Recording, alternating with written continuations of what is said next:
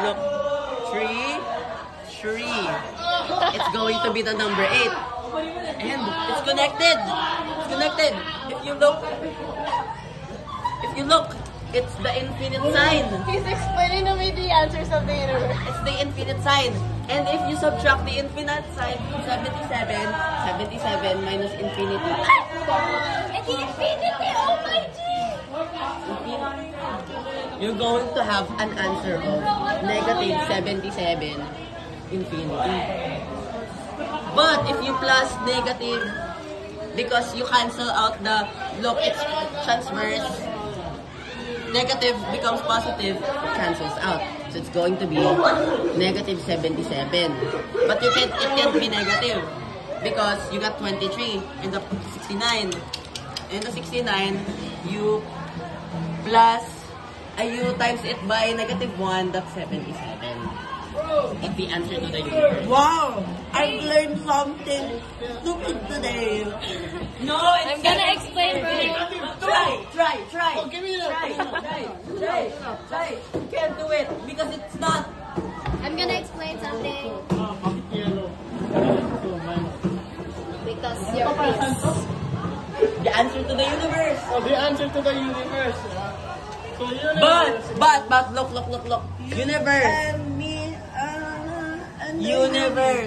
Universe. It has a silent E. Really? Right? Universe. So it actually has 7. 7 letters. And then, what answer did we get earlier? 23. 2 plus 3? 5. 2 plus 7, 5 plus 7, 12.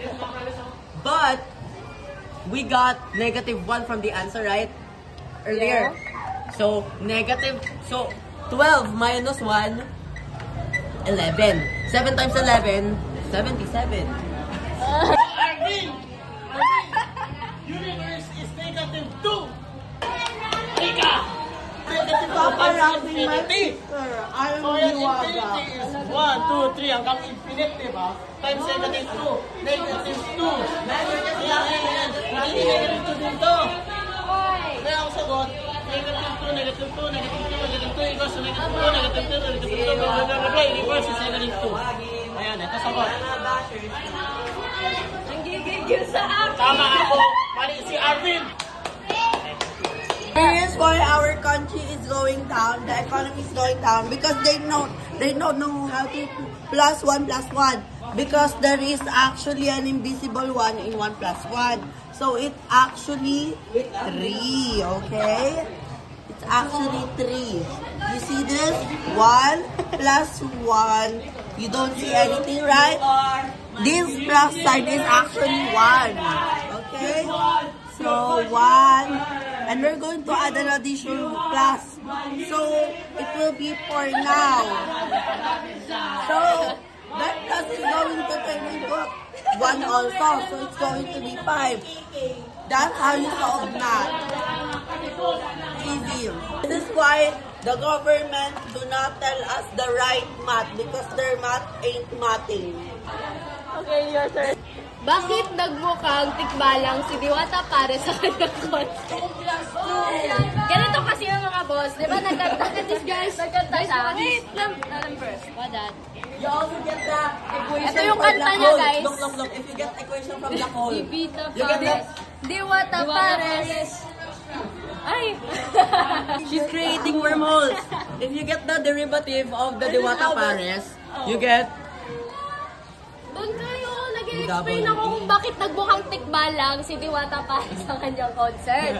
So, di ba, mga bossing, nagkanta siya. Ano, Diwata Pares, ang mga vendors, kanyang natulungan.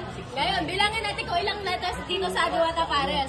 1, 2, 3, 4, 5, 6, 7, 8, 9, 10, 11. O 11. Now, dito naman tayo. Hayop. yung multiverse niyan. Ang kasikatan. Stop! If we expose Diwata, Diwata will get mad and the universe will get destroyed. Guys, this is super confidential information. I'm from the future. Now, pang ilang letter ba yung, pang ilang ano ba yung letter ng 11? Kailangan mo sa munang alphabet? masagot. Kailangan mo munang masagot kung ano yung... Nag-explain ako! Manimik kayo! Diba? K! K yung letter. A, B, C, D, E, F, G, H, I, J, K! Oh, ano nga ba yung hayop na tinutukoy niyan? Kabayo. Ayan na yan, boss. Tikbalang. Ano ba yung tikbalang? Half tao, half kabayo! Kabayo! Boss, ang galing! Ayan o. Yan na yung hayop. Ang mga vendors, kanyang natulungan. Ilang letters daw sa ang mga vendors? 11 din. Ilang syllable sa kanyang natulungan? 11. Kaya lahat sila nagpo-point dyan. Sa kabayo. Kaya siya nagmukhang tikbalang sa kanyang concert. Oh my G, kamukha niya Algus, guys! Wow, I've learned another useless thing. Diwata, kung ako'y tawagin, ang mga bashers nang higil sa akin.